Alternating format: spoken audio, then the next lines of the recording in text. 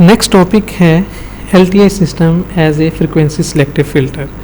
तो बेसिकली इसमें हम लोग ये देखेंगे कि हमारा जो लीनियर टाइम इनवेरिएंट सिस्टम होता है वो कैसे फ्रीक्वेंसी सिलेक्टिव फ़िल्टर के तौर पे यूज़ हो सकता है। अब सबसे पहले ये कि जी फ़िल्टर, इसका क्या मतलब है। फ़िल्टर बेसिकली क्या होता है कि ये एक ऐसी डिवाइस होती है जो कि आपके डिफरेंट ऑब्जेक्ट्स को डिस्क्रिमिनेट करती है।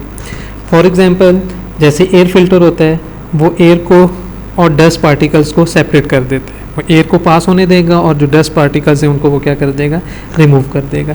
इसी तरह ऑयल फिल्टर होता है जो कि ऑयल को पास होने देता है और जो बाकी डस्ट या डर्ट के जितने भी पार्टिकल्स होते हैं उन सारों को वो क्या कर देता है, ब्लॉक कर देता है। सिमिलरली हमारे पास एक अल्ट्रा वायलेट फ़िल्टर होता है जिसको UV फ़िल्टर भी कहा जाता है। वो क्या करता है कि जी जो सनलाइट में से अल्ट्रा वायलेट रेज़ होती हैं वो उनको ब्लॉक कर देता है और जो बाकी रेज़ होती हैं वो उनको पास होने देते हैं। अब ये कि जी हमारा जो LTI सिस्टम है वो एज ए फ़िल्टरिंग कैसे इफ़ेक्ट करता है। अब जनरल नोशन हमारी ये है कि जी हमारे पास एक X ऑफ n इनपुट होती है जो कि एक सिस्टम H ऑफ n को जाती है और हमारे पास क्या आ जाती है, एक output Y of n। System को जनरली हम लोग H ऑफ n जो कि उस सिस्टम का इम्पल्स रिस्पॉन्स होता है उससे रिप्रेजेंट करते हैं।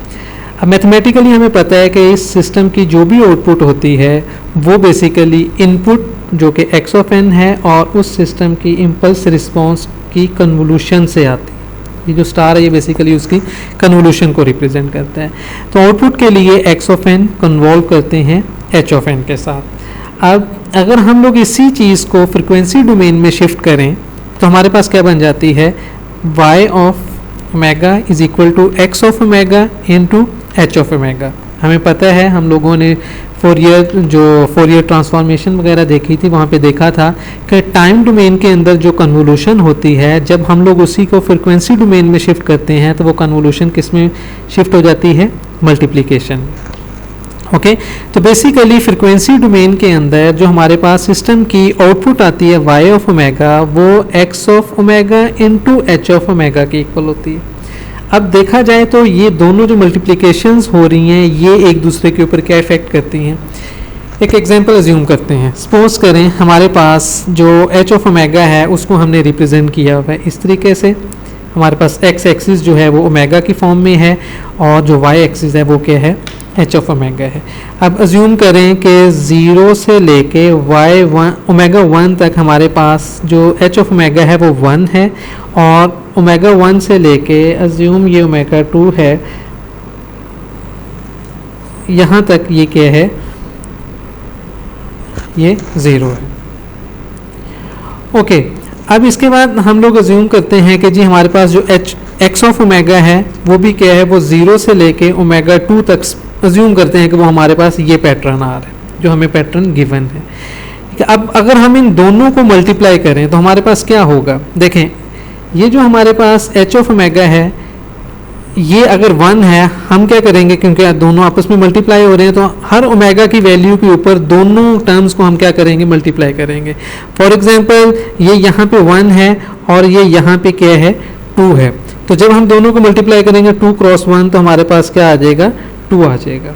इसी तरह चलते जाएंगे ओमेगा 1 तक, क्योंकि ये 1 है, ये हमारे पास ये सारा 1 आ रहा है। तो जब ये ओमेगा 1 तक ये मल्टीप्लाई होगा तो जो ये वाली टर्म आएगी वही आंसर आएगा, क्योंकि जहाँ पे जो भी वैल्यू होगी वो जब 1 के साथ मल्टीप्लाई होगी तो हमारे पास वही आंसर आ जाएगा। ओके ओमेगा 1 से लेके ओमेगा 2 तक, क्योंकि H ऑफ ओमेगा जो है वो 0 है, अब ये 0 जब इसके साथ इन टर्म्स के साथ मल्टीप्लाई होगा तो आंसर भी हमारे पास क्या आ जाएगा, 0, क्योंकि 0 क्रॉस समथिंग हमेशा आंसर क्या होता है, 0। तो हमारे पास y ऑफ ओमेगा की वैल्यू क्या आ जाएगी, ये वाली आ जाएगी। अब अगर देखा जाए तो बेसिकली हुआ क्या है कि जो भी हमने उस सिस्टम को इनपुट दी थी उसकी फ्रिक्वेंसी कैरेक्टरिस्टिक्स ये वाली थी और उस सिस्टम ने जो हमें आउटपुट दी है अब उसकी फ्रिक्वेंसी कैरेक्टरिस्टिक्स ये वाली आ गई।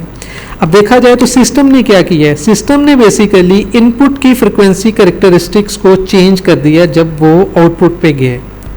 कैसे चेंज किया है, उसने वो चेंज किया हुआ H ऑफ ओमेगा के हिसाब से कि जहाँ पे H ऑफ ओमेगा की वैल्यू 1 थी वो वहाँ पे उसने X ऑफ ओमेगा को ही आउटपुट पे रहने दिया है, और जहाँ पे एच ऑफ ओमेगा जो है वो ज़ीरो हो गया है वहाँ पे उसने एक्स ऑफ ओमेगा को भी क्या कर दिया हुआ है, ज़ीरो कर दिया। तो बेसिकली हम अगर फ्रिक्वेंसी डोमेन में देखें तो हुआ क्या है कि जी जो हमारी इनपुट थी जब वो उस सिस्टम में से पास हुई है तो उस इनपुट की फ्रिक्वेंसी कैरेक्टरिस्टिक्स चेंज हो गई हैं अकॉर्डिंग टू जो हमारे पास सिस्टम गिवन है। ओके, इस वजह से हम लोग ये कहते हैं कि जी ये जो हमारा LTI सिस्टम है, मीन जिसको हमने एच ऑफ ओमेगा से रिप्रेजेंट किया हुआ है, वो हमारा क्या एक्ट करता है, एज ए फिल्टर एक्ट करता है। ओके, तो ये जो नेचर ऑफ फिल्टरिंग है उस सिस्टम की, वो किसके ऊपर डिपेंड करती होती है, बेसिकली एच ऑफ ओमेगा के ऊपर। अब एच ऑफ ओमेगा है जो है वो हमें पता है कि वो कहाँ से आती है, एच ऑफ एन से आती है, और एच ऑफ एन क्या होता है, उस सिस्टम का बेसिकली इम्पल्स रिस्पॉन्स होता है। ओके, तो ये उस सिस्टम का टाइम डोमेन में इम्पल्स रिस्पॉन्स होता है, फ्रीक्वेंसी डोमेन में वही उसका क्या बन जाता है, फ्रीक्वेंसी रिस्पॉन्स बन जाता है। तो ये जो फिल्टरिंग का इफेक्ट है ये बेसिकली उस सिस्टम के फ्रीक्वेंसी रिस्पॉन्स के ऊपर डिपेंड करता है। ओके, अब मैथमेटिकली हम लोग क्या डिफाइन करते हैं कि जो भी हमारे पास आउटपुट का स्पेक्ट्रम आता है, मीन जिसको हमने एच ऑफ ओमेगा से रिप्रेजेंट किया हुआ है, वो किसके इक्वल है, x of omega into H of omega. अब ये जो एच ऑफ ओमेगा है इसको हम लोग डिफरेंट नेम्स देते हैं, उसको उसी को हम लोग कहते हैं वेटिंग फंक्शन, और उसी को कहा जाता है स्पेक्ट्रल शेपिंग फंक्शन।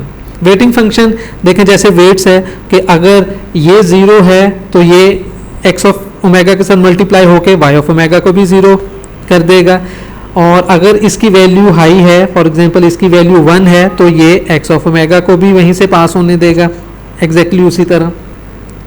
और दूसरा नेम उसको क्या दिया जाता है, स्पेक्ट्रल शेपिंग। स्पेक्ट्रल शेपिंग उसको इसलिए कहा जाता है कि अगर हम लोग बैक यहाँ पे आए, देखें हमारे पास ही ये इनपुट की शेप, हमारे पास आउटपुट की शेप ये वाली आ गई है।